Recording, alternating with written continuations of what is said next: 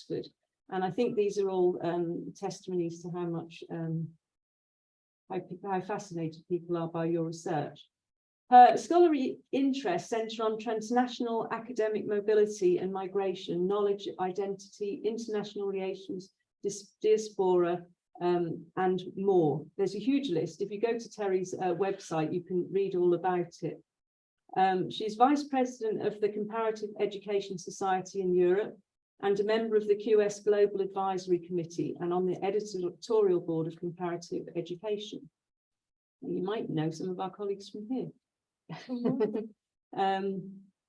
And she has published very widely, and some of her publications have been translated into French, Japanese, Spanish, Lithuanian, and so far 6 of her articles have been included in reading lists in 7 postgraduate courses in major universities. And I know that students here have read your work. I know Paul read your work when he was doing his PhD. And she's been had 80 invitations for international talks in 21 countries, including 36 plenaries and keynotes. You can read all about that on her website, which is, if you just put her name in, you will find that very, very easily. Her latest publications give a flavour of her recent focus because the list of interests is very long. And one of those she's going to be talking about today, but other examples are, it's getting down my page, Korean ethnic nationalism and modern education, Christianity and political ideologies in shaping one nation, 2 states is a recent chapter. How has comparative education research contributed to the internationalization, transnational academic mobility in a global knowledge economy, comparative and historical motives, and much more. Personally, I liked her PhD work on Korean, Malayan, Malaysian and Singaporean on the academic profession, which I think is still really a standout piece of work that one would go to when working in that area. So we're really pleased to have you here, and thank you for making the trek to Bath, because we do want to encourage people to come. Thank you so much. Thank you. Thank you so much, Andrea, for your kind, detailed introduction. Good afternoon, everyone. It's a great pleasure and honor for me to be invited to the University of Bath and give a seminar talk at the CREA.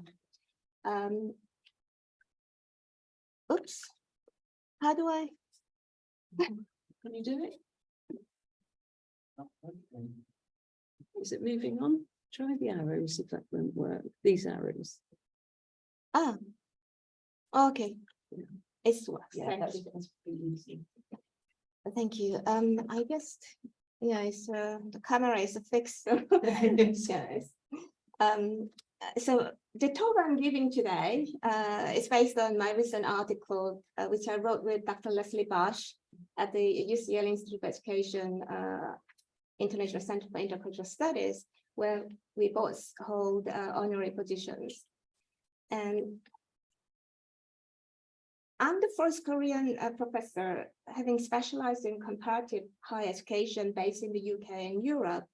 And I do comparative intercultural education, moving away from the conventional methodological nationalism. And I focus on the transnational rather than the international. And my long-standing comparative research has focused on the intrinsic relations of knowledge and identity and mobility in terms of crossing borders and boundaries. So after 30 years of diasporic living in the UK and Europe and Korea, I'm aware of the notion of perpetual foreignness as perceived, and yet I also have the sense of belonging in multiple places simultaneously, which determine the boundaries of homeward and alien world, and the boundaries of inclusion and non-inclusion. So in the onto-phenomenological framework of thinking, I do auto-ethnography and comparative historical sociology, employing comparative gaze. And comparative gaze helps to counterbalance dominant beliefs about what is and what should count as normal in a place at a certain time, especially in a crisis or transitology and reflect on how one perceives the reality. The question of lived normality then ties neatly into question of normativity.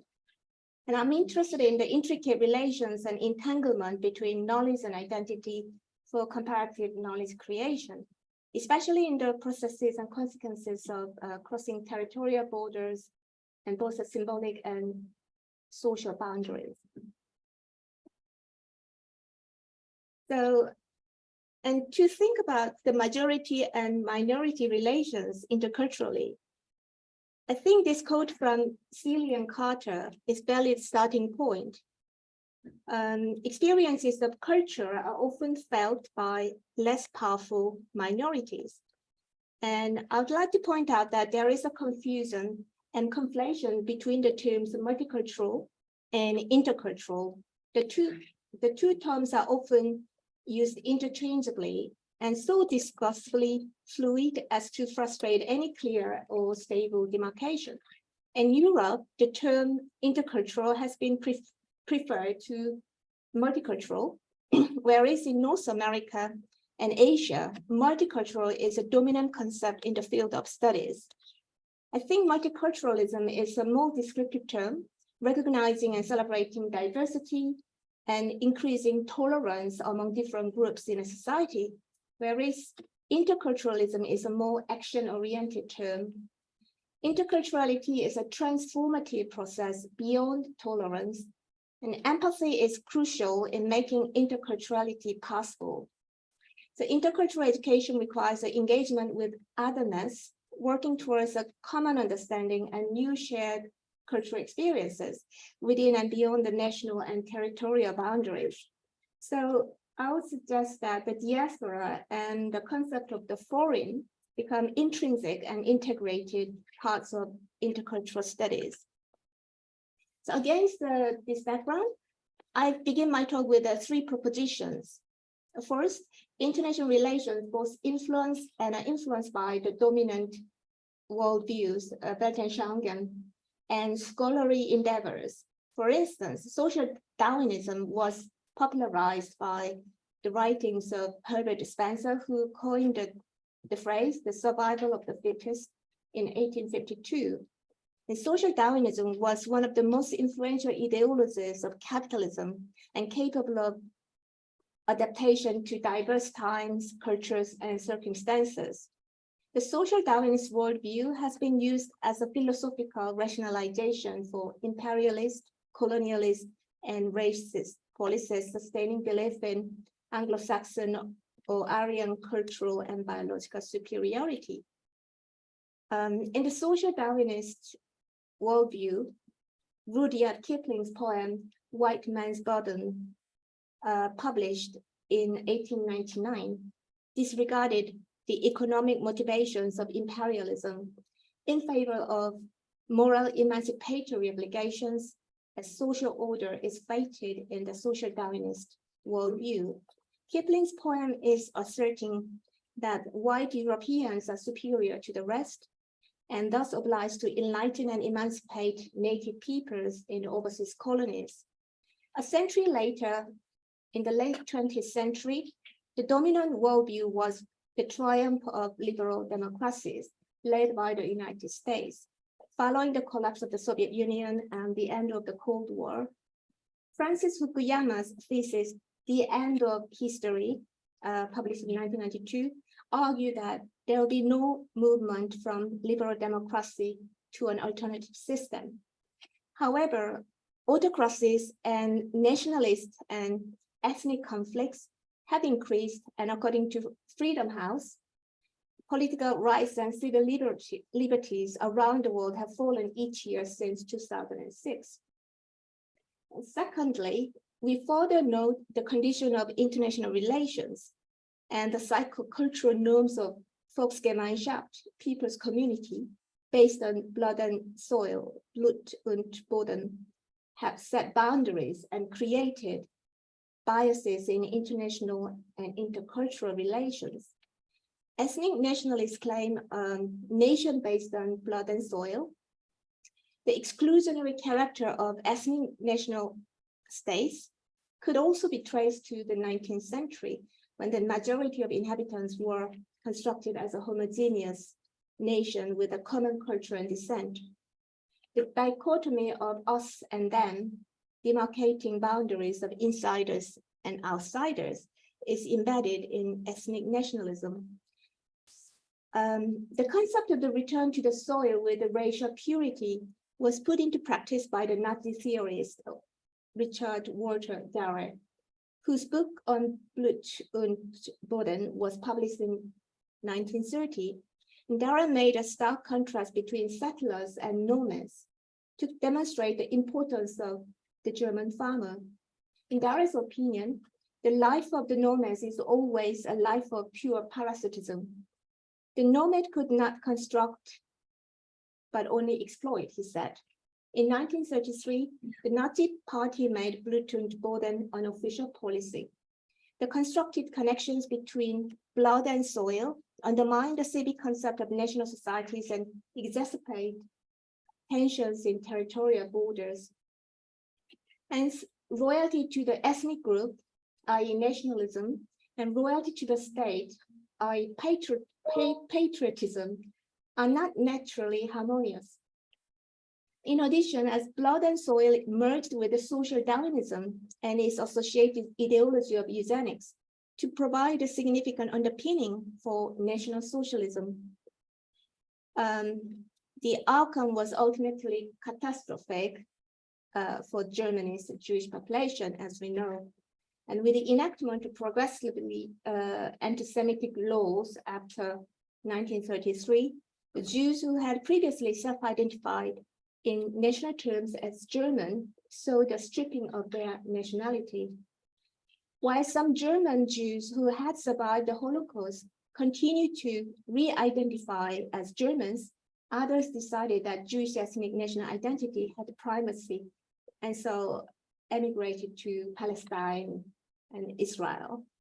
And within the context of Brexit, we have witnessed the pendulum swing in the opposite direction as thousands of British Jewish descendants of Holocaust survivors who had left Germany have applied for German citizenship. And third, there is a conflation of nation and state, as if all states are territorialized nations with sovereignty. However,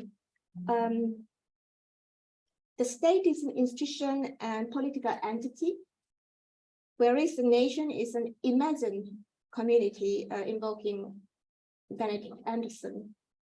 So the idealized concept of the nation state, as evidenced in Woodrow Wilson's national self-determination principle adopted in the Peace Treaty of Versailles in 1919, has been elided into the universal concept of the state, even though there are many different forms of the state in history.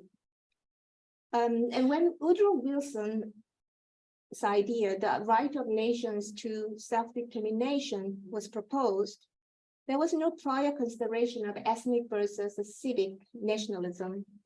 The application of the principle was deeply affected by wartime strategy and diplomacy then. And furthermore, the European colonization of Asia and Africa undermined the principles established in the Peace of Westphalia signed in 1648 and reconfirmed in the Treaty of Versailles signed in 1919. So as a counter-reaction in Asia and in Africa, modern nationalism became an integral principle for national independence and the colonial movement. And in this regard, the history of empire and colonial and post-colonial nations are directly linked to a steady increase in the number of people belonging to two or more societies, nations and all states, at the same time, commonly known as a transnational migration, participating in the transnational social space, spanning borders.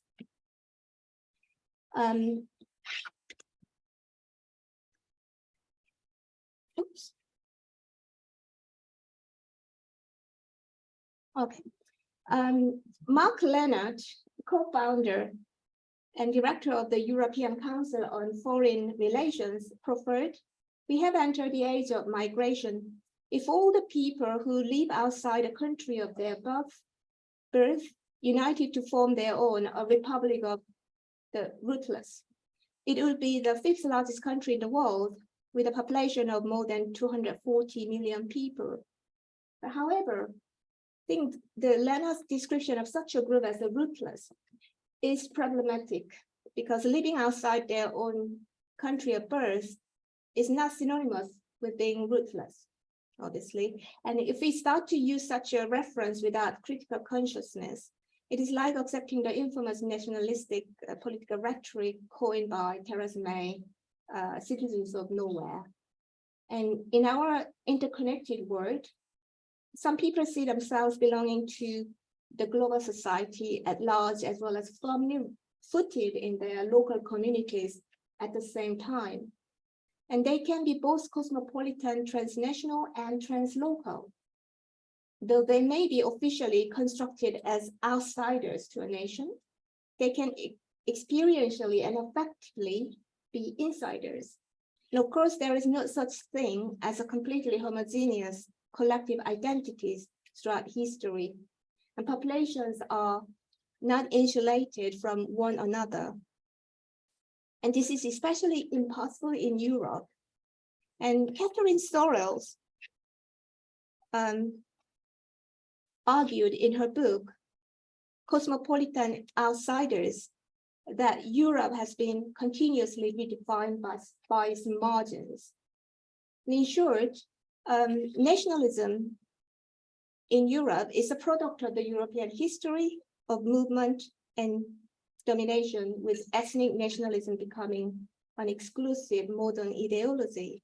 So with these 3 initial propositions in mind, I argue that majority-minority power relations determine the condition of interculturality. And I take the Jewish and East Asian cases from a comparative and historical perspective, and I will discuss their contemporary implications, especially for East Asia. And it is important to understand the historical shaping of Jewish ethnic nationalism. The intersubjective notion of a Jewish nation as an imagined community differs from country to country where Jews are located. And culturally, diasporic Jews are old foreigners in Europe since ancient times. And the Jewish presence has been inseparable from the history of European civilizations, and yet their ethno-religious cultural identities have been distinctive. The Jewish collective identity as a stateless nation have been perceived as a pariah. As well known, Max Weber used the concept pariah referring to Jews and pariah capitalism, meaning Jewish economy, in his time to contrast the Protestant ethics and the spirits of modern capitalism. In Hannah Arendt's writing, the Weberian pariah appears as the conscious pariah. With reference to the Jewish question in 19th century Europe, Arendt saw the Jewish position in the social hierarchy as quite different from the inequality of the class system because it arose from their relationship to the state, though through which Jews were either overprivileged and protected or underprivileged. So on the other hand, diasporic Chinese and more broadly East Asians in Europe have been perceived as newcomers or perpetual foreigners, whose presence has been considered a threat, as implied in the infamous racist phrase, yellow peril. Such perception and assumptions can be attributed to the geopolitics and international relations of a particular era.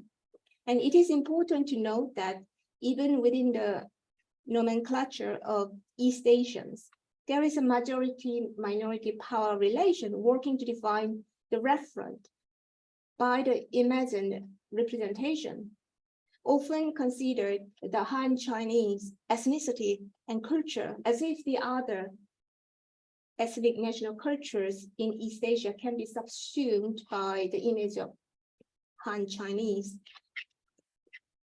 And throughout the world, certain ethnic groups have made a living through trade, and have found a place for themselves. Walter Zenner's Middleman Minorities analyzes the relationship of ethnicity in occupational specialization. At times, these middleman minorities have aroused envy and been subjected to a variety of persecutions. Zenner examined this phenomenon and analyzes such groups as the Jews, the Chinese, and the South Asians abroad. And Walter Zenner notes that there are degrees of nativity and strangerhood. However, all outer groups may be seen as hostile strangers, and competitiveness and envy of successful minority members may be the new order of the day.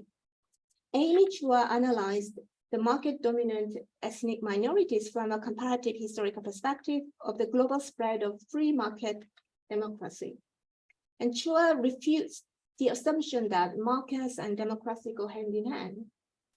Wherever democracy and capitalism are joined together, the presence of market-dominant ethnic minorities has caused resentments and demagogic manipulation, directing mass political movement against those who are rich and hated outer ethnic groups, such as Jews and overseas Chinese. And I want to explain the Jewish case of intercultural relations in Europe. And the Jewish people have been and continue to be augmented by others who do not claim common descent, with the possibility of religious conversion. Nevertheless, the Jewish identity in Europe was essentialized within a stereotype of framed by centuries of Christian cultural hegemony. Central to anti-Semitism is the Jew of the imagination rather than actual Jews. For more than 350 years, no Jew could live openly in England, but Jews were not unknown in Tudor society, and Shakespeare creates the memorable Jewish character of Shylock in The Merchant of Venice, written in the late 16th century. And Shakespeare's Shylock has long provided a model of the minoritized moneylender, against which the entire Jewish population was judged, as discussed in the middleman minority thesis. And Jewish people played a part in medieval English society, but they were forced to wear a distinguished badge then. And in 1290, King Edward I decreed that all Jews must leave England, which was the first national expulsion in Europe. The recurring themes of exile and oppression arguably have shaped the collective sense of Jewish identity as a stateless nation, which, however, can be separated from Jewish political ethnic nationalism. So ironically, it was Jewish marginality and the character of anti-Semitism in the late 19th century that contributed to the formation of pan-European ideas by a Jewish pacifist, Alfred Hermann Fried in Austria, which is a precursor to the European Union. The Jews' historical non-territoriality can be celebrated as evidence that they are Europe's quintessential insiders. Ironically, Romano Prodi, former president of the European Commission, described the Jews as the oldest Europeans, emphasizing the complex art of living with multiple allegiances. Overall, some of the most influential ideas on European culture and the peaceful reorganization of an interconnected Europe emerged from Jewish milieux and as a result of the Jewish predicaments. And the notion of European Christian civilization and Western civilizing mission have been an integral part of Western imperialism, as previously mentioned, and that suited many racist agendas.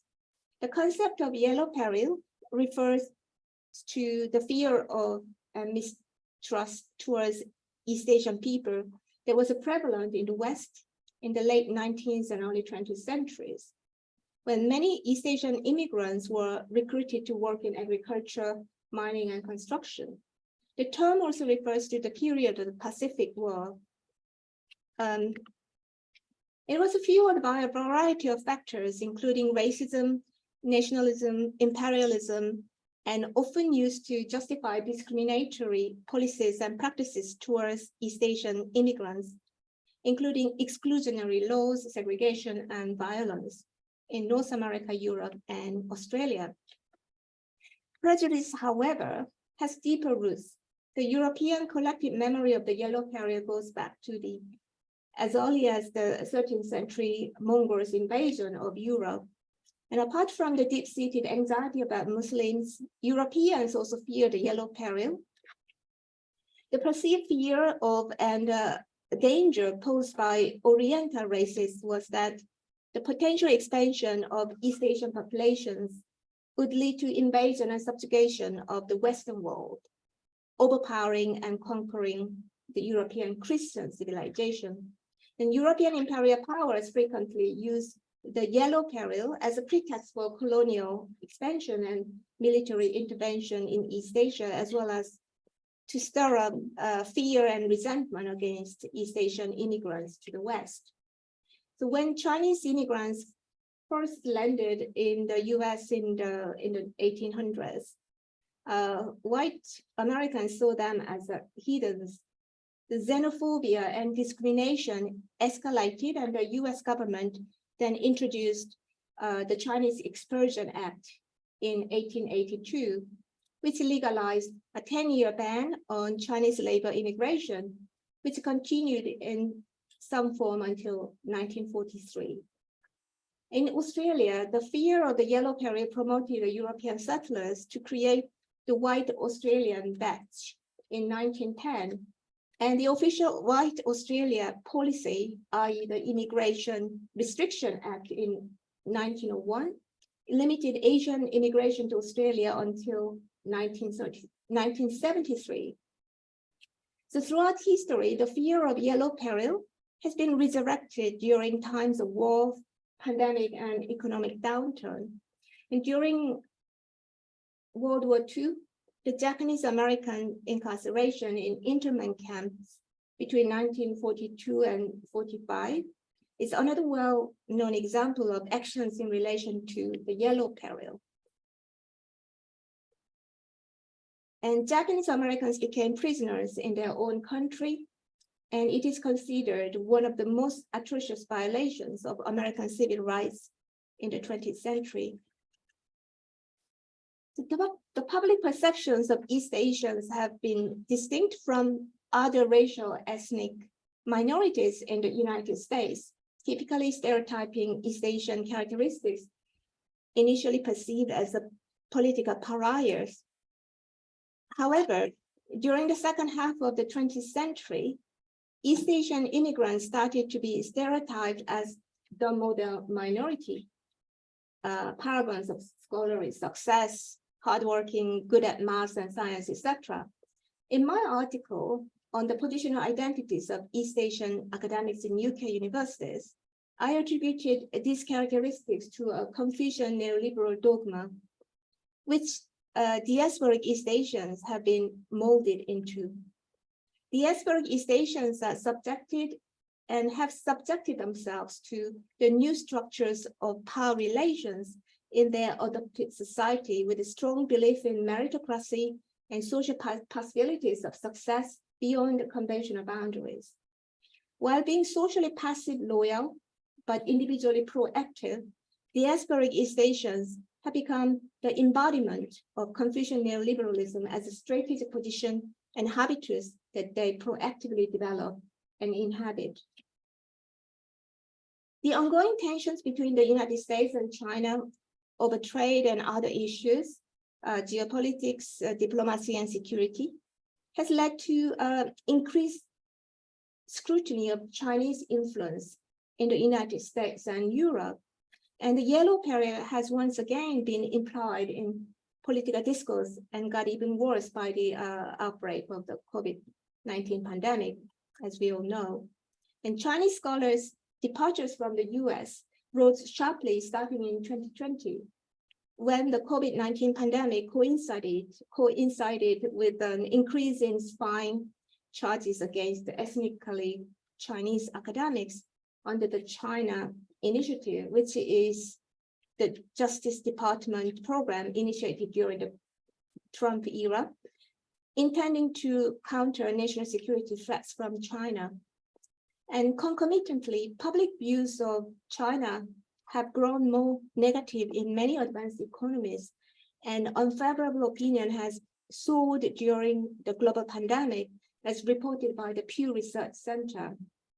And perceptions that immigrants were the source of disease and fears that they were taking away jobs from the local native majority population are nothing new, but recurring issues historically.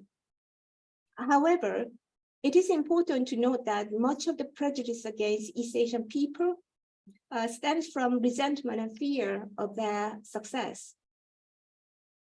And unlike in the United States, diasporic East Asian identities have had less impact in the UK and European societies. And there is less awareness of racial identity politics surrounding East Asians compared with the Black and South Asian groups in the UK. And BBC reports that East Asians in the UK are characterized as being content, hardworking at school, and with nothing to complain about. That's the phrase they use. Contemporaneously, East Asian students make up the largest group of international students in UK higher education institutions. And the media often portrays them in economic terms as responsible for a large proportion of the more than 28 billion pounds a year that international students contribute to the UK economy. However, it is worth noting that many of the documented hate crimes against East Asians during the pandemic have been committed more often by other ethnic minorities. It is a reminder how white supremacy and the modern minority narratives in mainstream culture often push and divide ethnic minorities. And it also raises the point that throughout history, East Asians in Europe and the United States have distanced themselves from other minority ethnic communities, intentionally or not. The modern minority myth has served to isolate and pit East Asian Americans against other minority groups, and ironically led to a new form of the yellow peril anxiety, especially since the pandemic. The Economist reports 1/4 of East Asian Americans say that they have feared for their safety. These numbers are higher than for any other racial group, and anti-East Asian racism has been reported in the UK and Europe too. I myself experienced that hostile attitude during the pandemic in the street. A Chinese Jewish American expresses her positional identity quite powerfully, as quoted here. I have lived my life being labeled based on my phenotypic features: Asian, Chinese, hyphenated American, perpetual foreigner, other. The list goes on, and like many individuals who belong to minoritized or marginalized groups, I understand the consequence of these labels. The yellow peril has been revitalized. COVID-19 has unveiled the reality that the yellow peril is not a matter of the past. Individuals and governments alike have utilized this pandemic as an excuse to label East Asians, especially those of Chinese origin, as dangerous, threatening, and incompatible with a safe, healthy, and orderly society. For the first time in my life, I constantly fear for my physical safety. I, like countless others, have been victim of an array of injustices solely for being East Asian. It is a feeling I have felt before as a young woman, a Jewish individual, but never before have I felt it solely because of my race. In the 21st century, East Asian ethno-national and cultural norms have gained a new recognition and rationality. in the contemporary rise of East Asian power. Fukuyama argues that China's authoritarian capitalism undermines Western values, and the well-known book by Martin Jakes, When China Rules the World, The End of the Western World and the Birth of a New Global Order, and Stephen Harper's The Beijing Consensus, How China's Authoritarian Model Will Dominate the 21st Century, suggests that China's model of economic development without corresponding democratic reforms is establishing a new type of capitalism, which can flourish without the values and norms of Western liberalism. Harper suggests that the Chinese Communist Party CCP government's policy for social cohesion is twofold. The first is a sustained growth, and the second is an appeal to nationalism. However, the domination of the CCP by Han Chinese, due to their majority position, both politically and demographically, means that the interculturality between majority and minority in China is determined by the Han Chinese ethnic nationalism. In a bid to make China a cultural superpower, not just an economic one, the Chinese Ministry of Education started a Confucius Institute program in 2004, as we all know very well, and promoting the Chinese language and culture worldwide. And it has been a remarkable and rapid expansion of China's soft power. And the Confucius Institute, however, has increasingly come under suspicion as a Trojan horse used to spread the CCP government's propaganda and influence, and also to monitor Chinese students abroad, as reported in the media. In recent years, the number has been dwindling in the US and Europe. And in 2019, Brussels expelled the director of the Confucius Institute for Espionage and closed the institute. And in 2020, Sweden closed the last of its Confucius Institute classroom. And in 2021, Norway and Germany followed suit. By comparison, the unprecedented rise of Korean culture on the global stage and its global popularity reflects interculturality through global fusion combined with the elements of Korean authenticity. I think to some extent, the continuous growth of Hallyu, the Korean wave, a term describing the rapid diffusion and export of South Korean popular culture to the global markets, ranging from digital contents to K-pop, K-drama, K-beauty, K-food, etc., I think can be a signal of the shifting dynamics and interculturality between Western and non-Western cultures. And such phenomena indicate that East Asian cultural norms are strong and distinct in their antecedents and developmental pathways, and deviate from Western hegemonic narratives. So, concluding motifs, I think my presentation here consider the notions of interculturality in the European context of ethnic nationalism through the Jewish and East Asian cases to highlight intricate power relations in the process of othering and in changing international geopolitics. To understand the dynamic and contingent nature of interculturality in majority-minority power relations, I think it is important to employ a comparative gaze of the minority elites, or what is termed as pariah elites, in different space and time, which has been my long-standing research interest. Stephen Beller, in his tome, Vienna and the Jews, illustrate that among the personnel of leading society, the Jews were predominant throughout most of Viennese most high culture. So thus, any attempts to dismiss the Jewish aspect of the intelligentsia are necessarily refuted. So for instance, Gustav Mahler, who occupied one of the most prestigious posts in the Viennese cultural world, and he became a Catholic in 1897 and married the Austrian Anna Maria Schindler in 1902. But as far as the outer trappings of assimilation went, Mahler had gone as far, perhaps farther than any person of Jewish descent could expect to get. Nevertheless, it was a Mahler who said this, as directly quoted here: "I am rootless 3 times over, as a Bohemian over Austrians, as an Austrian among Germans, and as a Jew everywhere in the world. Everywhere I'm regarded as an interloper. Nowhere am I what people call desirable."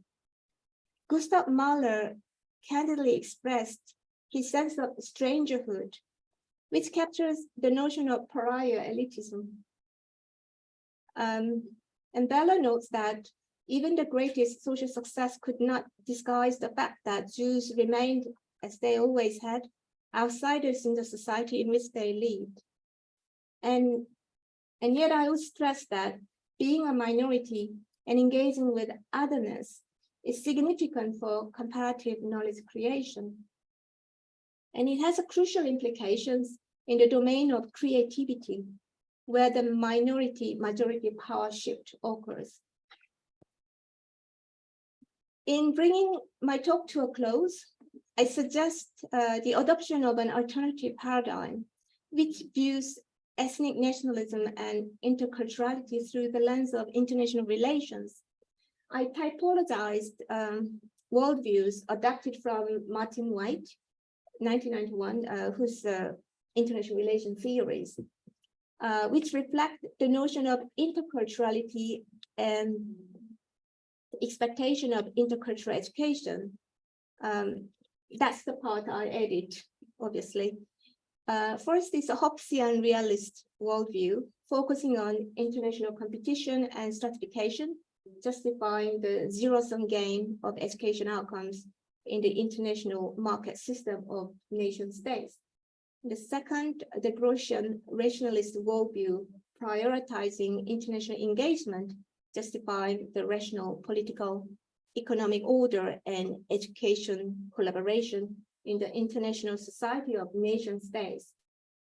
And the third is the Kantian revolutionist worldview, promoting global citizenship and intercultural education for the effective cosmopolitan normative justification to envision the world society of nations and societies. And we are obliged to clarify our own worldviews to make the right choice for the future. So thank you very much for your attention, and I would appreciate your questions and comments. Thank you.